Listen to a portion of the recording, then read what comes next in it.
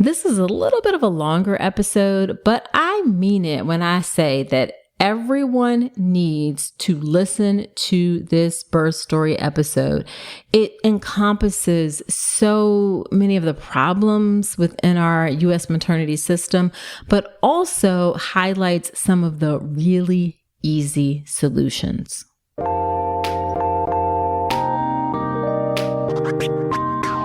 Welcome to the All About Pregnancy and Birth podcast. I'm Dr. Nicole Calloway Rankins, a board-certified OBGYN who's been in practice for nearly 15 years.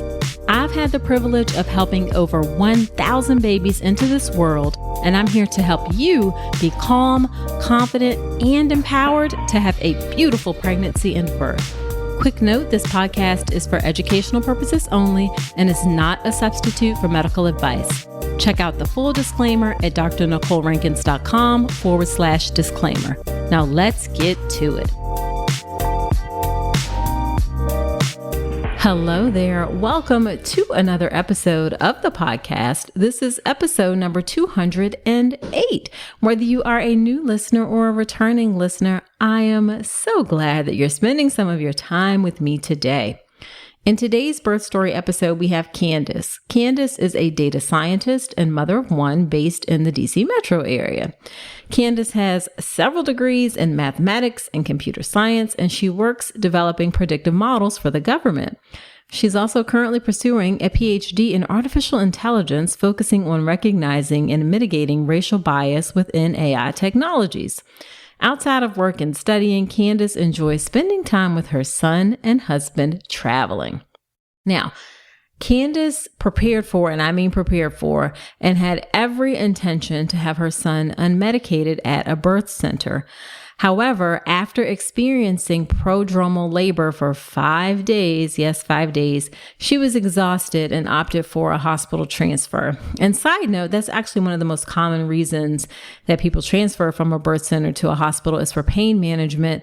Transfer happens about 20% of the time.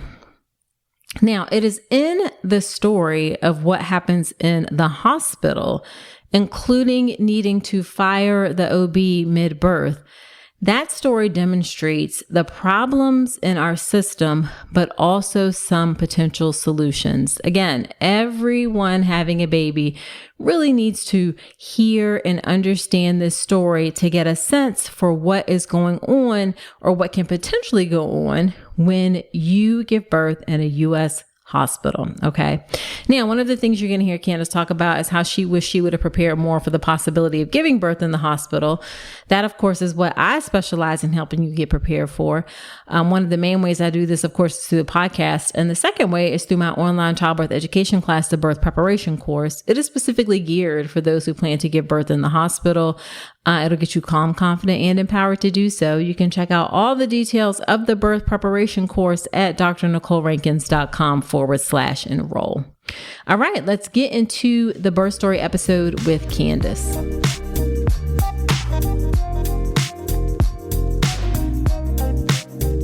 Thank you so much, Candace, for agreeing to come onto the podcast. I'm really excited to have you share your birth story about being transferred from a birth center to a hospital. Yeah, thanks for having me. I'm excited to be here. Yeah, so why don't you start off by telling us a bit about yourself and your family? Sure. So I'm Candace. I live in the DC area. I work full-time as a data scientist supporting the government.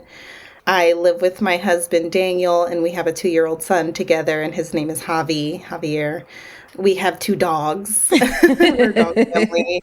We're kind of like a culturally fused family, me being Black, my husband is Mexican, so everything we do in our life, everything we do in our household is very culturally deliberate. Right. I love it. So why don't we start, in order to understand the birth, we got to understand what the pregnancy and prenatal care was like. So I guess my first question is, what made you decide that you wanted to go with a birth center? Did you know that fairly early? What was your thought process around that? Yeah, I actually, it's hard to tell that story without telling the backstory. Sure. So because I'm a data nerd and I analyze numbers all day long, and that's how I make a lot of my decisions at work and in my personal life, I was listening, and I'm also a podcast geek. And so I was Right. listening to an audiobook by Tracy McMillan, Okay. and it's called Thick. And it's a series of essays. Mm-hmm. And one of the essays is called Dying to be Competent. And in that essay, she describes her experience with obstetric violence as a Black woman. And in it, she mentions that was the first time I had heard the statistic that Black women in the United States are at have an elevated maternal mortality and morbidity rate. Right. Regardless of socioeconomical level. Right. And so that was a little bit jarring to me. Sure. And that came at a time where my husband and I knew we wanted to start trying to have a baby. Mm-hmm. And so I said, before we start trying, let me verify this information Right. first and see if that's true, because that will steer the next set of decisions that we make about the pregnancy and about the birthing and all of that. Right. And so I did the research. I validated what she said, and then through that research, I looked at all of the different components and factors throughout prenatal care that women can choose or experience or whatever, to see what pieces created the best outcome for Black mothers. Mm-hmm.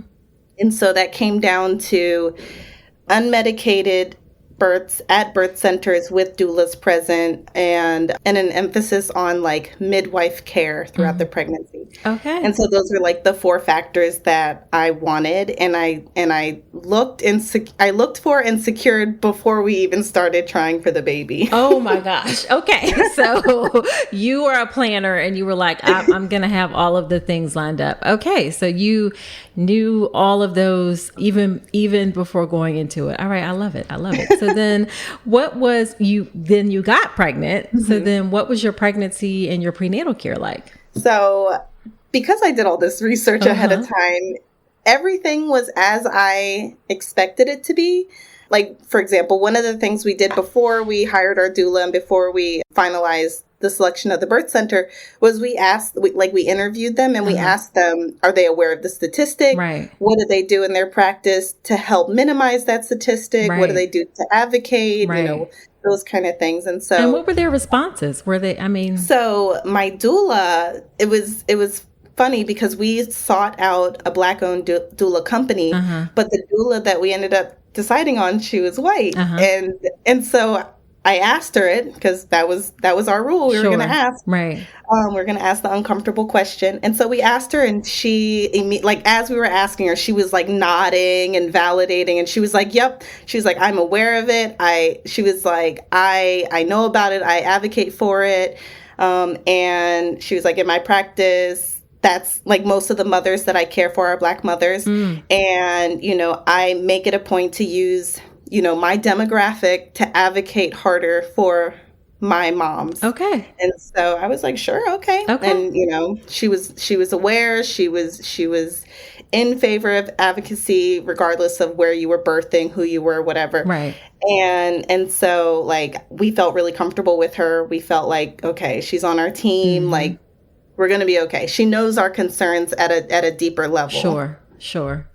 Okay. And what about the midwife and the birth center practice? Yeah. So the birth center was really a fantastic experience for women's health care and for prenatal care, because as far as women's health care, I was very much used to going to a GYN and going to a doctor's office in the clinical setting. But going to the birth center and working with the midwives, it was almost like going to like a therapy session. Like all of the appointments were 45 minutes to an hour, but there was no pressure to use the whole time, or there was no pressure to stay within that time frame. And so, we would always start the session by talking, just chopping it up and talking about our day and just really casual. Right. And then going through concerns, and then at the end of the visit, we would do all of like the measurements and those kind of things. But it didn't feel so clinical. It just felt like, yeah, this is a natural thing that women can do. Right. We don't need to poke and prod every time you're in here. Right. And then like later into my pregnancy, I had this body image thing. And I stopped wanting to step on the scale. And they were like, that's fine. You don't have to step on the scale. You're healthy. Like, this is not, the be all end all metric. Sure. You don't want to step on the scale, don't. Right. Gotcha.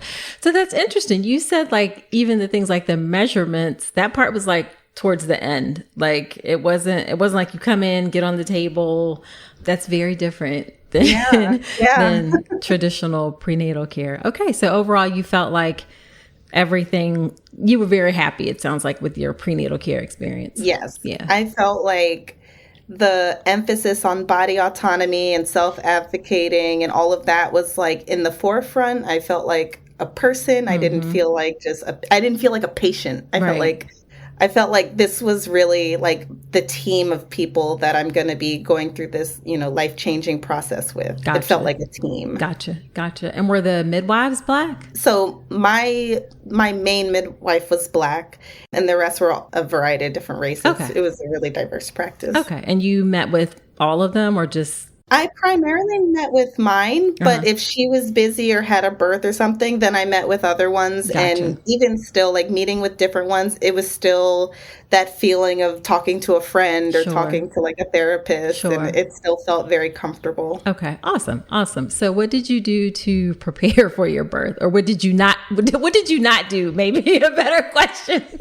Honestly, that is a better question, because it sounds like I did a ton, and I did. Like me and my husband, we did a ton. We also did a Bradley method birthing class, because we wanted to make sure that he was like a really big part of the experience and my support team. And he put in a lot of work. But something that I didn't do that I wish I had done is I was so driven by numbers and statistics and this is the formula to have success. I didn't even consider complications or what happens if a hospital transfer is necessary, what a C-section entails. I didn't research any of that. Okay. I only researched the pieces that would make my winning combination. Gotcha. And so, once my birth story started to unfold, the holes in the planning started to show through. Gotcha. Did the midwives at any point during your care talk about what would happen if there was a hospital transfer? They talked through like if I needed, what were common reasons that people ask for hospital transfers, and then what the logistical process is if there's a hospital transfer. So like, they have hospitals they're partnered with, and, they make the call and they schedule, blah, blah, blah. So it was very like a checklist. It wasn't in depth. It wasn't like, this is how you should mentally prepare for this if it has to happen. Got it. Okay. And then I guess just to clarify though, you did the Bradley method class. Were there any other classes or books or things that you did? I listened to your podcast. I listened to tons of birthing podcasts. I listened to yours religiously. I listened to pregnancy.com's weekly podcast. I think it was like pre-recorded, and each week they tell you like the size of the baby and all of that. Right. I listened to that. I listened to evidence-based birth, maybe. The birth hour. A lot of people listen to the birth hour, birth stories on the birth. Did you not listen to that one? I don't think I listened to that one. Okay. All right. And then so you were ready, you were prepared. What are some things that you wanted for your birth? Oh my gosh. I envisioned this very serene, calm birth. I envisioned being able to put some of the Bradley methodology into practice, meditation, deep breathing, relying on my partner. My vision was that I was going to give birth to my son in a birthing tub, with nice soft music playing. Right. And we hired a birth photographer, and it was just going to be, the thing that I had envisioned, kind of like when you plan your wedding, you know exactly what it's going to look like in the end. Right. That's what I had going on in my head. Got it. Okay. So then let's talk about how things unfolded for you. Okay. So I labored for 5 days 4 of which were completely unmedicated. Okay. And so day 1 started maybe around 3 in the morning on day 1. Uh-huh. I woke up and I was having cramps, but I had been having cramps prior to that, and they were just like, oh, it's Braxton Hicks contractions, it's fine, whatever. And so I woke up and they were a little bit more intense. And so I went to the bathroom and I noticed what I thought was my mucus plug. And I was like, oh, maybe today's the day. Right. And so... and how far along were you? Were you near, before your due date, at your due date, after? I was at 29 weeks. 39. I mean, not 29, 39. Yeah, 39, okay. I was at 39 weeks. Gotcha. Yeah. Gotcha. Okay. So that was day 1. Yeah. So that was day 1. So I was able to go back to sleep, and then I had contractions throughout the day. They were like 20 minutes apart for most of the day. And then into the evening, they started to pick up and they started to become more intense. And then around 8 o'clock that night, they started to be around 3 minutes apart.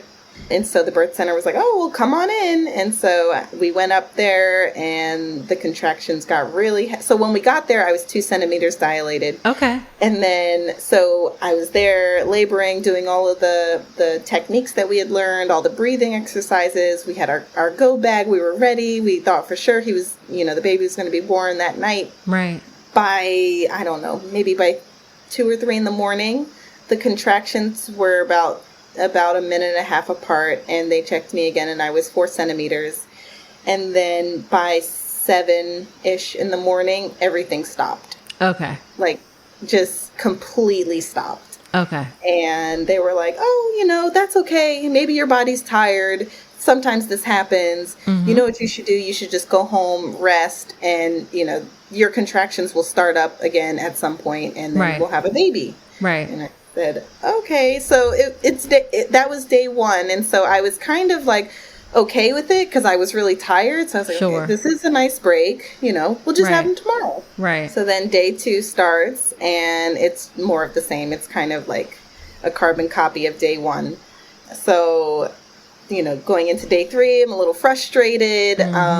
So my my doula comes over to the house once my contractions start up again, and she's like, we're gonna do some exercises and some stretches that will hopefully help the baby's head put more pressure on your cervix. Okay. Because at this point I still hadn't dilated past 4 centimeters. Okay. And so we did all kinds of different stretches and positions, and some of them were really uncomfortable, and with the hope that would happen. And it did feel like his head had dropped down a little bit. Right. So then, contractions pick up even more. We go to the birth center. I'm at the birth center doing curb walking and bouncing on the yoga ball, and just trying to get this baby going. Right. And, the same thing happened. About 8 hours later, completely stalled out. I was in tears. I'm like, what is going on? Right. I feel like I'm doing all the things that I'm supposed to be doing. It's not working. So then day 4 comes, and I labor most of the time at the house. Okay. In the middle of the night, leading into day 4, my contractions start, and they're really strong. But I knew that this was probably going to stop at some point. So my husband, we were sleeping in our room, and I was like, I need him to sleep, and I'm not going to call my doula because I need her to sleep too, because we've been at this for 3.5 days. Right. And so I'm like, I'll just go into the other room. I know how to manage my pain and breathe through it. I'm going to go and labor in our guest room, and, it'll probably stop by the morning. And so I was able to get through that. By the morning, they slowed down, and then again, later in the evening, they started up again, or later in the afternoon, they started up again. So we went to the birth center, and again, we're like, this time has to be it. Right. Like, it's day 4. I have to have dilated past 4 centimeters because they're really strong, and they're starting to like creep their way into my back and into my butt. I don't know. Yeah. So it's like becoming like a whole new sensation of discomfort. And so we go to the birth center. I'm like, we have to be at least 6 centimeters. Like, it has to have changed. Right. And the midwife does the exam, and she looked like she was going to cry. And she was like, I am so sorry. You're still at 4 centimeters. Oh. And I was like, what is happening? Why is my body not working? Right. And I was just like, I can't do another day of this. I'm mentally tired. My body is tired. I'm hurting. Right. And I felt heartbroken that, like, I had to say I need a hospital transfer, because I felt like I had failed. I felt like somehow I was unprepared, and I missed a step, and things didn't work out, and it was just a big ego hit for me. Sure. Okay. So then you decide you want to go to the hospital. Were the midwife, did they try and talk you out of it, or was it No, they were very supportive. I think they realized I needed the support, and they understood why I was asking for one. It was a tall order, 4 days of labor with no progress. Sure. Yeah, they were very supportive. So then how did they help facilitate the transfer? So they had a list of hospitals that they preferred. They had 2 that the birthing units had midwives, mixed amongst the nurses and doctors. Okay. And so they called them first to see if they had any openings that I could take, and they didn't. And so they were like, okay, well, the next one down the list, we have a doctor that comes to our practice every now and then for, like, high-risk moms, just to do, like, checks on them. Right. And so we could send you to his hospital. And so I was like, okay. And so they were like, okay, you can go there, but you can't go. They don't have a spot for you until about 10 o'clock at night. And I said, well, I mean, I don't have any other options, so okay. Right. So my husband and I, we go home, we eat dinner, we pack a bigger bag, because now we're anticipating staying overnight or a couple of days at the hospital instead of going back home after the birth like we would have done at the birth center. And so around the time to check in, we head over to the hospital, and we go to registration, and immediately it was just a night and day difference between what I had experienced at the birth center, and it was very jarring. And like, it immediately, I felt like it became so clinical and so like, and like very like regimented and checklisty, and height, weight, how many weeks are you pregnant, what's your birth, like, nobody asked me, how are you feeling, what are your concerns? Like, there was none of that. It was very like, fill out this form, change into this gown, and even the changing into the gown, when the nurse gave me the gown, the registration woman was still in the room, like, taking my insurance information, and she was like, I need you to change into this gown. And I said, okay. And so I'm like holding the gown, talking to the registration woman, and the nurse is like, I need you to change now. And I was like, but everyone is still in the room. Can you give me some privacy? Right. And she's like, okay, hurry up. And then they like turn around. They didn't even leave the room. They just turned around, and I was like, okay, well, this is really insensitive. So like from the beginning, I was like, oh boy. Right. I don't know. Right. Oh, that just, okay. That just sets you just feel like from there, like how is this going to go? Yeah. So I guess just talk through. Let's get into it. Okay. How did things go from there? Yeah. Yeah, it was an adventure. So finally we get to my labor and delivery room, and I get set up in there. And so the nurse comes in, a different nurse now. She comes in and she asks me if I want Pitocin and an epidural. And I said, ideally, I don't want either. And she said to me, well, if you're not going to get Pitocin or an epidural, then you need to leave, because that's the only way that you're going to deliver here. And I was like, what? I was like, okay, well, maybe Pitocin to help me dilate. Right. And she was like, if we give you Pitocin, we're going to have to also give you an epidural. You're not going to be able to handle it. And I was just like, oh, okay, fine. We'll do both. I was tired. I was overwhelmed. I was all the things. So I was like, okay, let's do them both. So then the anesthesiologist comes in to do the epidural, and he walks in with like a tray of instruments and things and a whole bunch of stuff that are super unfamiliar to me. And he's like, I'm going to put in your epidural. And I was like, okay, how is that done? And he was like, I put it in and then, you'll go numb from the waist down. And I was like, yeah, but like, how do you put it in? Like, it's not an IV. Like, how is it done? Right. And he's like, I take this needle and I put it in. He was like, now I need you to open up the back of your gown and bend forward. And I was like, wait, I don't understand how it's done. I just want to know how it's done. And he's like, I don't know what you're asking me. Can you please bend forward? Can you please bend forward? And then my husband was like, stop. And everybody stopped. And he was like, she wants you to explain how you put it into her, how it works. And he was like, oh. And so then he stopped, he explained it, and I was like, okay, go ahead. And I didn't know it goes into your back. I didn't. So that was new information to me. My mouth is open. That is so wrong. Okay. I mean, it's just so unacceptable. Like, that is not how you explain. You don't know.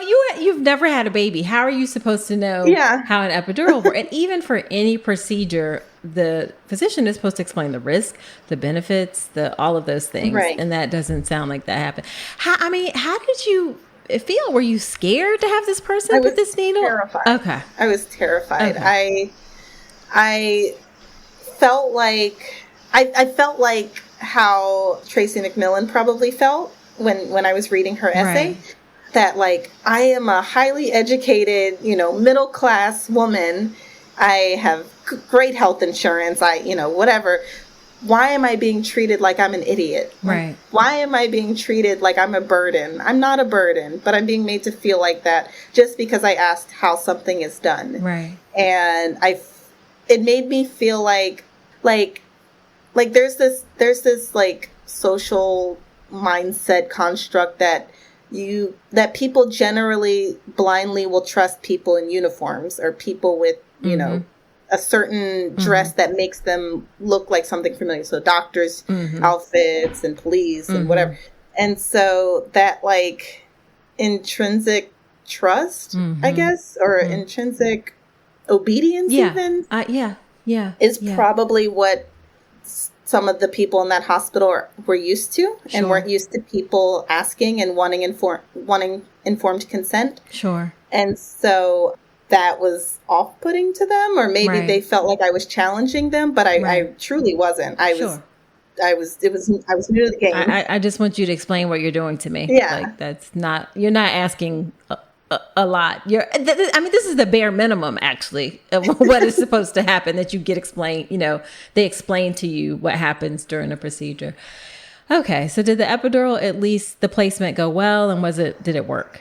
Yeah, that went well. Okay. As soon as it kicked in, I was like on cloud 9. I felt so much better. Okay. Well, that's good. Yeah, that piece went well. Okay. So then what happened with the rest of your labor? So I was able to fall asleep pretty soon after the epidural and the Pitocin kicked in. And so I slept for maybe 3 or 4 hours. And then the nurse woke me up and and told me that my contractions were super close together. And I was like, oh, I didn't even realize I was having them. Right. And she was like, yeah, I'm tracking them on this thing. And she was like, since your water's not broken, I'm going to break your water. And I was like, oh, okay. How's that done? Right. And she was in the room for the epidural. So she was like, let me just tell this girl how it's done. Right. So she explained how, how the different ways you can break someone's water and what she was going to do. And she did that, and it was a wild sensation. It is weird because it's like something is coming out of your body and you have no control over it. And it's like, it's a very odd. It's a very odd sensation. It sounds like she presented it as like, this is what is going to happen and not as an option. Yeah. Is that? Yeah, it was very much like, okay, the next thing in this saga is I break your water. Right. And there's no left or right. It's straight through. Right. Okay. So I was like, okay, I guess that's what we're doing. Right. Okay. And it was the nurse who did it? Mm-hmm. Interesting. That's not the case in a lot of hospitals. So that's interesting. Okay. All right. So then I'm just all like, this I know. is just, It's all over the place. Yeah. So then were people nice? Were they, or was it all just like, At this point, it was still all just like really regimented, and we hadn't called my doula yet because we wanted to save her hours for the actual birth. Sure. So we hadn't called her to come in yet. Sure. So she broke my water, and then she this might be a little bit graphic, but no, go ahead. So she when you have a puppy, you get like those puppy pads. Yeah. Okay, so she put like several of those underneath me, and then as the water's coming out, she's like moving them and moving them and moving them. Finally, it stops, and she has me kind of roll so she can put a new sheet, and she does all of that. She cleans the bed, but she didn't clean me. And although I'm numb, I can still feel the wetness, and I feel gross. And so she leaves the room, and I asked my husband, I'm like, I'm so sorry I have to ask you to do this, but can you wipe my butt? Girl, this makes me so, this is one of my pet peeves. I'm thinking of some of my L&D nurse friends who would be mortified at a nurse doing this. Like you get your patient cleaned up. Like you don't just leave your patient and just, okay.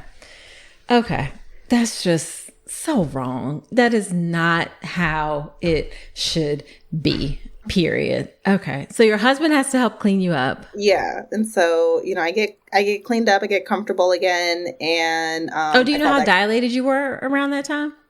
Around this time, I think she said I was 6 centimeters, which is super exciting because I'm like, okay, progress, things are working. Right. So, she brings out a big peanut ball, and she has me lay on my side and with the peanut ball between my legs. And then she comes back an hour later and I lay on the other side, and she's like, this will help you dilate. And it did. After a couple of hours of that, I was at 8 centimeters. And then we were like, okay, let's call the doula. And so my doula gets there, and then the OB comes in for his first visit, and he introduces himself, and he is this big, massive man. And I'm like, oh boy, okay. Right. And he walks in, he's like, I'm Dr. So-and-so, I'm going to be your OB. And he puts on a glove, and he walks right over to the bed, and he does a pelvic exam. And he wasn't gentle, and he didn't even warn me that he was going to do that. He just did it. And it was jarring to me. It was jarring to my husband. It was jarring to my doula. It was not jarring to anybody else, though. And he was like, well, it's not time to push yet. You're only 8 centimeters or whatever. And I was speechless. And he was like, I'll be back later. And then he left. And I was like, that was weird because, and I was talking to my husband and my doula. I was like, that was weird. At the birth center, they always said, I'm going to do an exam now. And then they would take their hand and put it on my thigh and say, this is my hand. And they would kind of pat up your thigh so that their touch doesn't shock you, and say, okay, is it okay if I do it now? And you say yes, and then they do it, and it's fine. But there was none of that. It was just boom. And I had no words to describe how I felt. I felt inhuman. And so this is so, I'm almost in tears. This is so awful. And the part about it that is so it's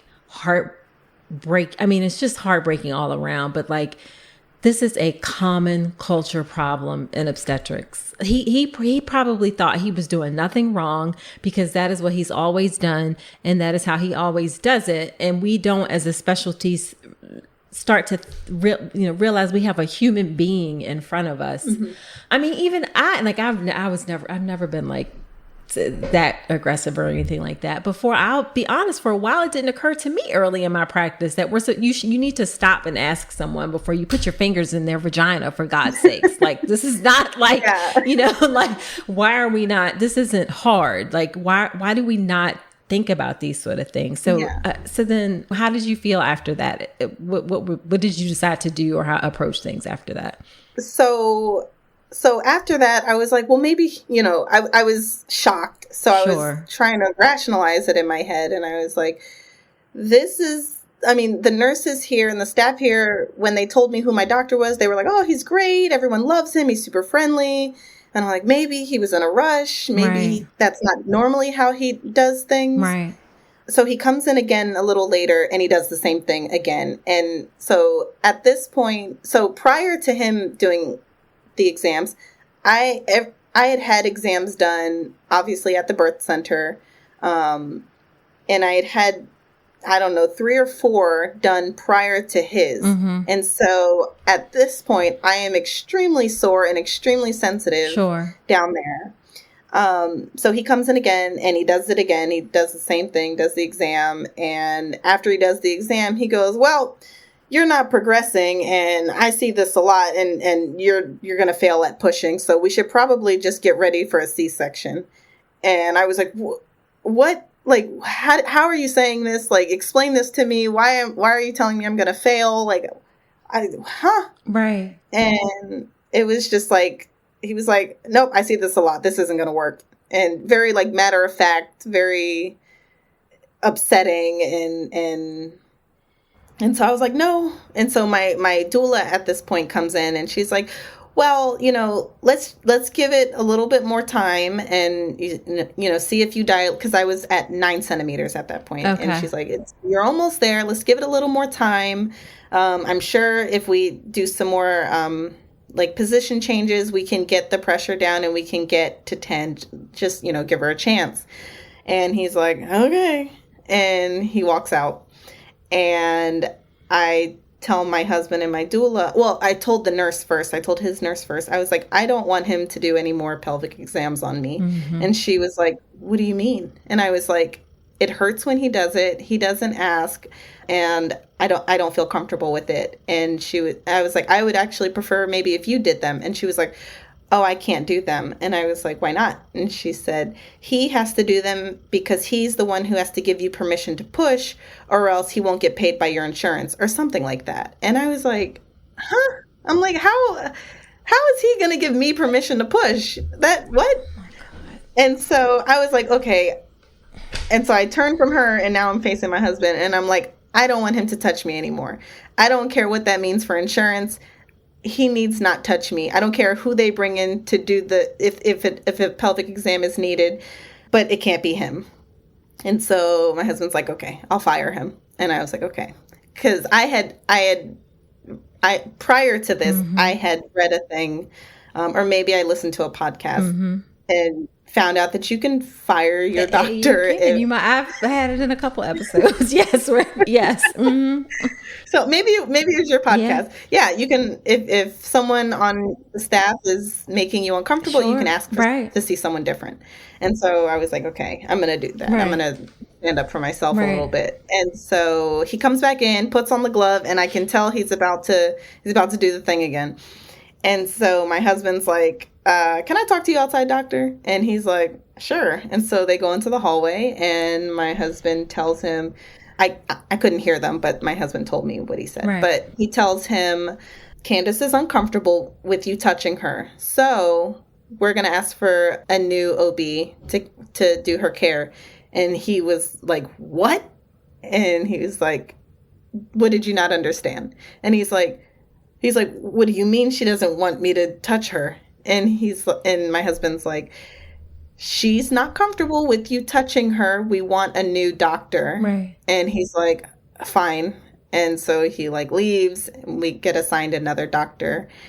And that doctor ended up being fantastic. She ended up being like a breath of fresh air. Prior to being at that hospital, she had worked at a birth center amongst midwives. So it was like, finally, light at the end of the tunnel.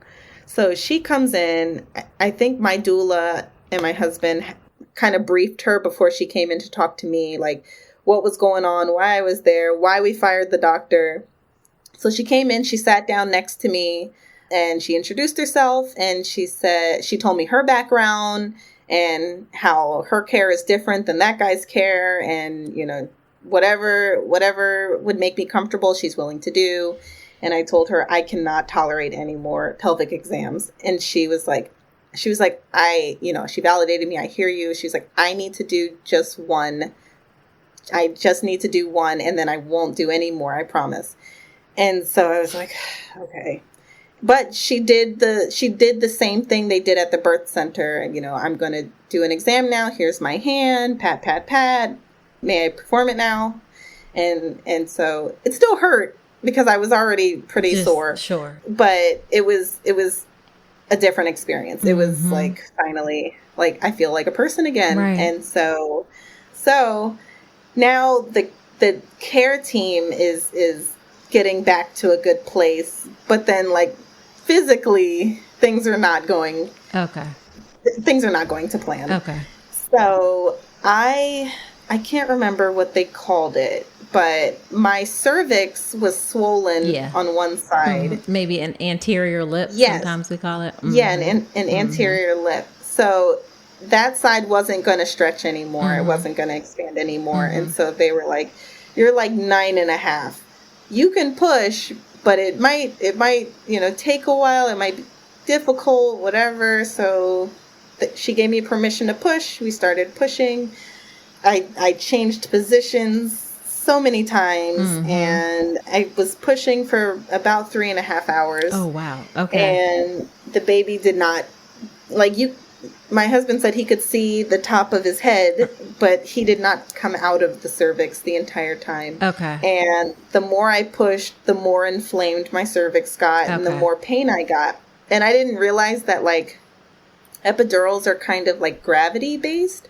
So if you're like, if you're elevated, like on your hands and knees or something, all of the numbing will go to the lowest part. And so it felt like the epidural was like in my shins and in my feet and not where I needed it. Gotcha. So the pain level spiked. It was just, okay. It was awful. Okay. And so I was like, can I please have some kind of pain medicine? Can I have something? And so I don't know what they gave me. They gave me something, and it didn't help with the pain, but it made me like really woozy and spaced out. Yes, maybe fentanyl. Okay. Yeah. So I felt like, oh, whatever. Like, I felt very whatever. I could still feel the pain, but I didn't care so much. Yeah. So then that's when the pain really, like, shifted. Okay. And then this is going to sound really graphic, but I don't know how else to describe it. I felt like I was sitting on a railroad spike. Oh, my God. Oh, yeah. Okay. Yeah. It was like a really sharp pain, like in my butt. Right. And it was too much. Okay. It was way too much. And I turned to my doula and I was like, I'm done. I was like, I want a C-section. And she was like, no, you can do it. And I was like, no. Like, you're not hearing what I'm saying. I'm like, no, I don't. That's not what I need. I don't need a cheerleader right now. Like, I'm telling you, I'm done with this. Right. Like, I can't. Right. Like, it's okay. Right. I've come to terms. This isn't it. Right. This isn't how I have my son. Right. I was like, I want a C-section. I got to be done with this. And so she was like, okay. So she told the doctor immediately started to set it up. And about 20 minutes later, they wheeled me back to the OR. And I didn't research C-sections. I had no idea how they were supposed to be done. Sure. So I go back first to get prepped, and they were like, your husband will join you later. And I said, okay. And so they put me on the table, or they shift me to the operating table, and they put this big drape up so I can't see what's in front of me. And then they strap my arms to the table. And I don't know if that's normal or not, but it was, I thought it was odd. We used to do, like, it's unnecessary. Okay. We do it when people have general anesthesia because they can't control their arms when they're completely asleep. Okay. But when people are awake, we actually do not need to strap their arms. It's a leftover thing that we still do that some hospitals still do for no reason. Okay. Well, yes. Well, it was done. Yeah. Of course it would happen in my story. Why not? So arms are strapped. So I'm like in a T. And the doctor said, or the anesthesiologist is like, you might tremble a little bit because of the medicine. And I was like, okay, whatever. Like, I don't know what that means. But okay. And so he starts the medicine. I like go numb from the chest down, and I start like violently shaking. And I'm like, this is bizarre. Weird. Yeah. This is crazy. And my husband comes back and he's like, why are you shaking? And the doctor's like, oh, it's normal. And we're like, okay. And so we're like, whatever at this point. It's just such a reminder. Like we see these things, so we know that. But the person in front of us does not know that. And it's going to seem crazy that they're shaking uncontrollably. Like we need to do a little more to, anyway. So, okay. So then how did the C-section itself go? So the C-section was fine. They, the same OB, she performed it. Okay. So she's doing what she needs to do. I'm hearing sounds of things. My husband is talking to me to keep me calm. Right. And then she was like, okay, here comes the baby. And I was like, okay. Right. and I feel this enormous amount of pressure. It didn't hurt, but it was an overwhelming amount of pressure. And then it was like pop. And then I hear a scream. Right. And I'm like, oh my God, my baby's here. And so they take him and they pop him around the curtain. They were like, here he is. And then I was like, yay, I get to hold him. And then they take him away. Okay. And they took him over to like the cleaning station and to do all of that. Right. And I'm like, oh, okay. I don't get to, be face to face or be the first person to touch him or whatever. Right. And so I'm like, okay. So they take him and they're cleaning him up and I'm like, can my husband come over there? And they're like, in a minute. And I'm like, okay. And so eventually they're like, okay, come on over, Dad. And so he goes over, he cuts the umbilical cord. He gets to hold Javi. And I'm like, can I hold him? And they're like, you can't hold him until you leave here, until you leave the operating room. And I'm like, okay. And so they finish closing me up and, taking me off the medicine. They wheel me back to the laboring room and sit me up. And then my husband brings Javi over to me. And that's the first time I held him. Right. So like 20 minutes after I gave birth to him, I got to hold him. Right. So they didn't try to do skin to skin in the OR, it sounds like. No. Yeah. It wasn't offered as an option. No. Okay. It certainly can be done, especially now granted, it can be awkward because you're laying on the table. See, and that's part of the reason, like they strap your arms down. They, I'm getting off on a tangent in my head about some of the thoughts or things, but people get so used to doing things a certain way that they can't see they can't see the things that can be changed. So, and like, I get that, like I get that what was going on to the doctors and the medical staff, this is their day job. So yeah, it can be very like routine and like they pop out babies all the time. And it's, but to the person on the other side, me, this is a life experience. This is like a core memory being formed. And I get my core memory is your day job, but like try to remember that a little bit, like the bedside manner, like just a little bit. Yes. Okay. Oh, Lord. Okay. So then what was the postpartum period like? In the hospital, it was like kind of more of the same. Sure. Okay. So, I didn't know that they come in and like push on your stomach immediately. That was horrible. Right. Yeah. So, that was what it was. Okay. They wheel us up to the recovery room, and they were like, and remember, this is during the pandemic. This is 2021. Sure. Okay. So no visitors. We're not allowed to leave our room, and all of that. And so they wheel us up. Javi's in the little baby Tupperware thing, and and the nurse that was assigned to me in there, she was like, okay. She's like, do you want to stand up? And I was like, yeah, I want to stand up. And she was like, okay, let's try to stand up. And so I tried to sit up, and I was like, oh, this is the worst pain I've ever felt. And she was like, oh, did you just have a C-section? And I was like, yeah. She was like, oh, you're not going to stand up today. And I'm like, why'd you offer it then? Ma'am, I need you to read my chart before you come in the room, please. I was like, what? Right. Oh my goodness. She was like, oh, why didn't you say so? I'm like, are you serious? Shouldn't you know that? Like, okay. Yeah. Okay. So I'm like, okay, no standing up. Right. And again, didn't prepare for what recovery after a C-section entails, but that was a beast in itself. But so, continuing the thing that we had started of informed consent and advocating. And so the next morning, a pediatrician comes in, and he's like, I'm going to be your son's pediatrician, blah, blah. And he walks over and he goes to pick up Javi. And I'm like, what are you doing? Right. And he was like, I'm going to check him out. And I was like, what does check him out mean? Right. And he's like, I'm going to perform the exam. I was like, but what does the exam, like, what are you going to do? Right. And he was like, I don't understand. I'm like, are you going to weigh him? Are you going to take his temperature? Are you going to check his heart? Like, what are you doing? And he was like, oh. And then he named all the things. Sure. And then so after that visit, anytime he came in, he would announce himself, tell me what he was going to do, and then do it. Yes. And so he was like, okay. Yeah. So, and then like the rest of the care, maybe they wrote it on my chart, I don't know, but everyone started to do that after that. And then, things started going smoothly.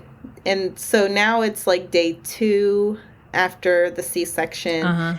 And I still haven't like I've now learned to like figure out how to pull myself to a sitting position, right, and enough to like shuffle to the bathroom, but that was like kind of all on my own. And I had asked the nurse, I was like, is like someone maybe from like physical therapy or something gonna show me how to walk again or how to move around after having a C-section? And the nurse said, oh, yeah, they usually come in right before you discharge. And I thought, that seems late. I feel like that should be maybe towards the beginning of the care. Right. So day 3 comes, and we're preparing to discharge from the hospital. And I think the last appointment was like physical therapy to show me how to show me the stuff that I had pretty much already figured out. Right. Yeah. And so then after we left the hospital, I wanted to make an appointment at the birth center with the care team there. And it was a little bit upsetting because they were like, okay, we usually do 2 visits with mom after the baby is born. But since you did a hospital transfer, all of your additional care has to be through the hospital. Oh. And so I was like, ugh. This sucks. Right. So I did my follow-ups on the C-section at the hospital, and that was, I don't know, that was pretty routine. Right. Okay. And did you breastfeed? No, we exclusively formula fed. Okay. Okay. And then did you see the doctor who had done the C-section, or did you see other? I don't even remember her name, but it was a different doctor. Okay. Each time I went for the 2 follow-ups I did at the hospital, they were different doctors. Okay. I'm surprised the birth center didn't see you at least once afterwards. That is a little bit, I'm just surprised they didn't see you at least once afterwards. Yeah. I thought so too. Right. I thought, at least just to catch up and see the baby. Right. I did end up taking him up there for them to see him, but yeah. Gotcha. So I guess as we wrap up, how do you feel overall about the experience? So if you were to ask me this like 3 months afterwards, I was in full on postpartum depression. I was really disappointed in myself. I hated how my birth experience turned out. Like it was just like a really, really bad memory, really upsetting memory. My husband, like, he even like had nightmares about seeing me in that much pain and going through. And I feel like that's also a thing that, we don't really consider is the Agree. effects of these things Yeah. on the birthing partners. Yeah. But, Yeah. he definitely had his own mental struggles with that one. Mm-hmm. But it took a lot of processing to accept what happened and, make sense of it and Right. see the light in it and see Sure. we did everything that we could have done and everything that we could have done that we ended up doing, we did well. Like, I Sure. labored for 4 days unmedicated. Yeah. That's a feat. Yeah, absolutely. Absolutely. Did you seek any professional help to help process things? Yeah, Okay. I definitely did. Okay. I saw a therapist who specialized in postpartum depression. Okay. And, I met with her twice a week in the beginning, and then we phased back to once a week and then every Okay. 2 weeks as things Oh, twice a improved. week. Okay. Yeah, I was Gotcha. I don't know. It was a weird adjustment period. I don't know if it was because my son came from a C-section, but there were moments in the first 3 months where he could have been anyone's baby. Like, it didn't click with me that he was mine. Like, I almost felt like I was babysitting. Right. I don't feel like I like that mom closeness, like, clicked in until maybe around 6 months. And then I was like, oh yeah, this is me. This is mine. I grew this human. Yeah. Yes. It was weird. I'm like, where did this baby come from? Right. Like, Right. This guy was in here? Right. Huh? Right. Okay. And then what is the one piece of advice that you would give to people who are preparing to give birth? I think I have a guess for what it is, but let me see what you say. Prepare for the unexpected. No, I knew it. Yeah. That's what I figured. Yes. At least have an idea of well, I mean, you may not know about like prodromal labor. Is that what it's called? Where your labor starts and stuff. You may not know about that, but Sure. you should look into, what happens in a C-section or what happens with how an epidural is put, even if you don't plan on having that, just Sure. knowing that. Right. Would have made things, I think, maybe a little bit less stressful for me. Gotcha. And also to advocate for yourself. 1000%. Yeah. 1000%. So where can women connect with you? You can say nowhere if you want. I'm on Instagram. Okay. Yeah. My Instagram is Candace Brown 7. Okay. Candace spelled ACE. All right. Well, we will put that in the show notes. Well, Candace, thank you so much for agreeing to come on to the podcast. Your story just unfortunately highlights so many of the problems in our traditional hospital system, but also I think shows how it doesn't have to be that way. Like it just doesn't have to be. So thank you so much for sharing. I appreciate it. Yeah, I appreciate you giving me space to share. I know it's a heavy story and, I don't want to trauma dump on anyone, but it does feel good to share that story. And I do want to mention that I know that this is, my story is not what is to be expected out of a pregnancy and out of a delivery. So I don't want to like scare anybody off, but being prepared. Sure. But we have to be honest about the reality of what people are experiencing. If we don't know it, then we can't do better.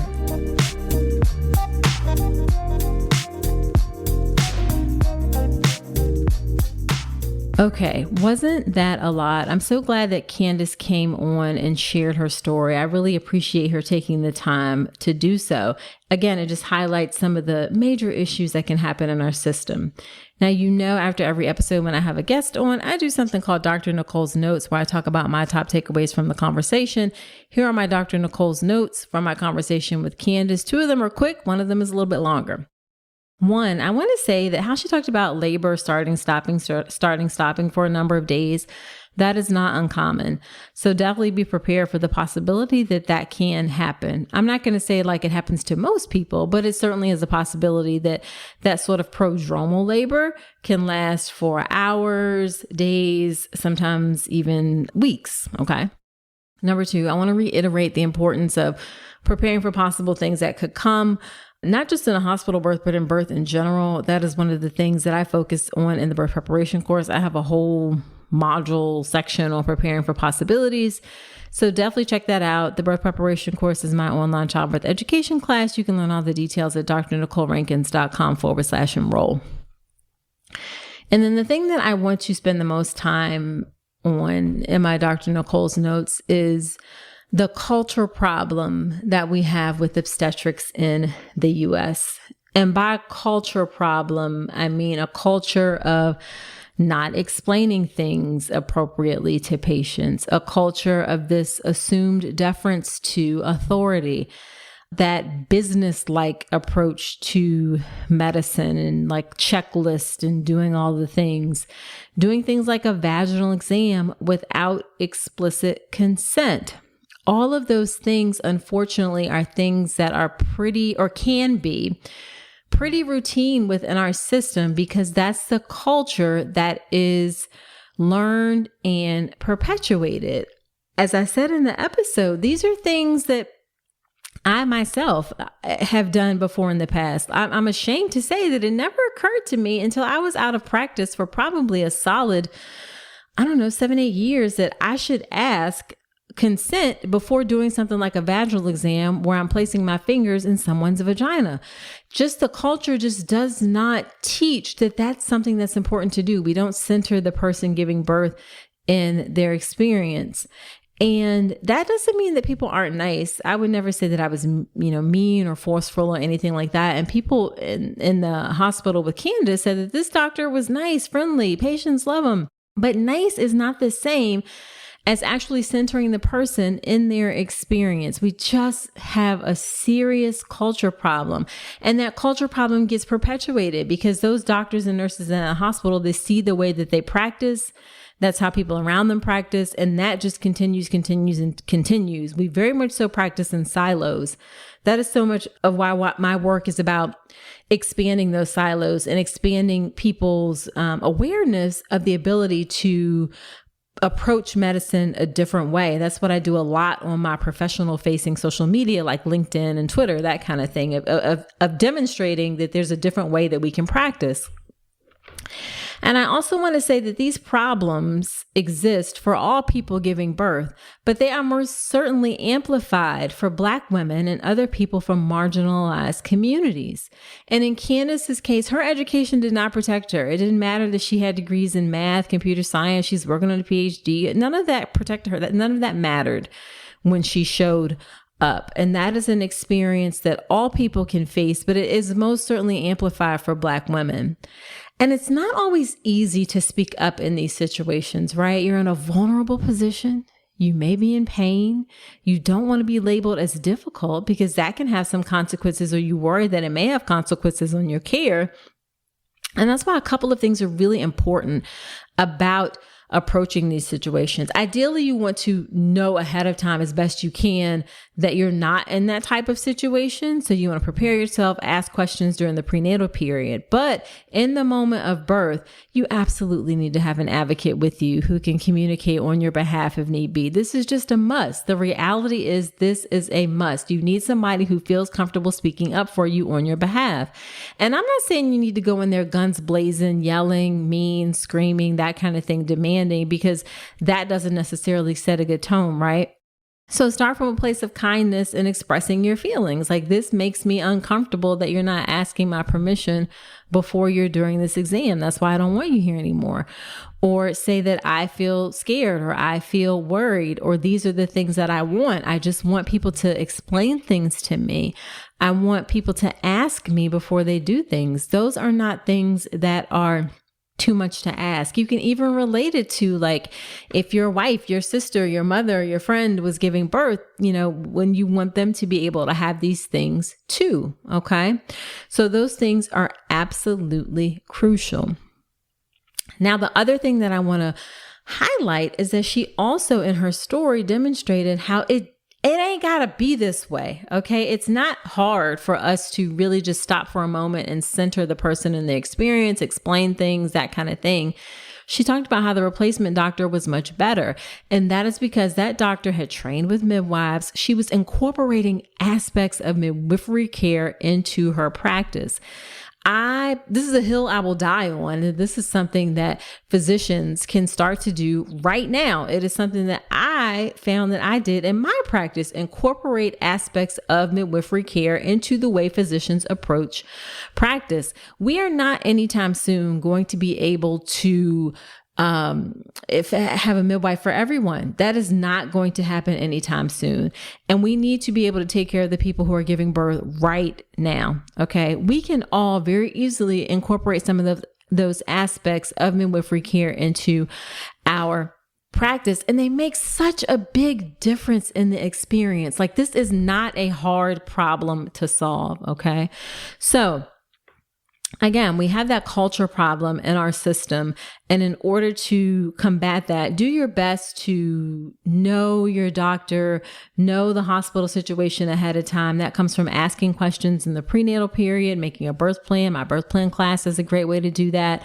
That comes from preparing yourself with childbirth education. Again, my course helps specifically for hospital birth. And just have somebody with you who can advocate for you on your behalf if need be. That's just so, so, so important. All right. So there you have it. Do me a solid. Share this podcast with a friend. Sharing is caring. It helps me to reach and serve more people. I'm on a mission to help as many folks having a baby as I can. And I would appreciate your help in doing so. Also subscribe to the podcast wherever you're listening to me right now. Apple Podcasts. Most folks listen on Apple. So Apple, Spotify, wherever you're listening to me right now. Go ahead and subscribe, and then come follow me on Instagram. We can continue the conversation there. I'm on Instagram at Dr. Nicole Rankins. I love to hear what you think about the show. Send me a DM, send me show ideas, topics, all of that good, great stuff. And also get all the good information that I share there and post there as well. That's Instagram at Dr. Nicole Rankins. So that's it for this episode. Do come on back next week. And remember that you deserve a beautiful pregnancy and birth.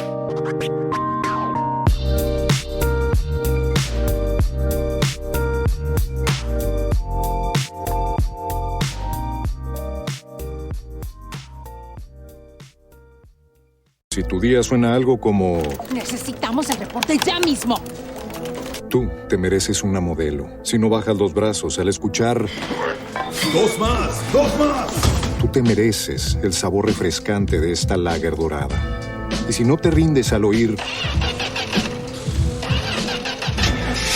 Tú te mereces esta cerveza elaborada para aquellos con un espíritu luchador. Modelo, la marca de los luchadores. Todo con medida, importada por Crown Imports, Chicago, Illinois.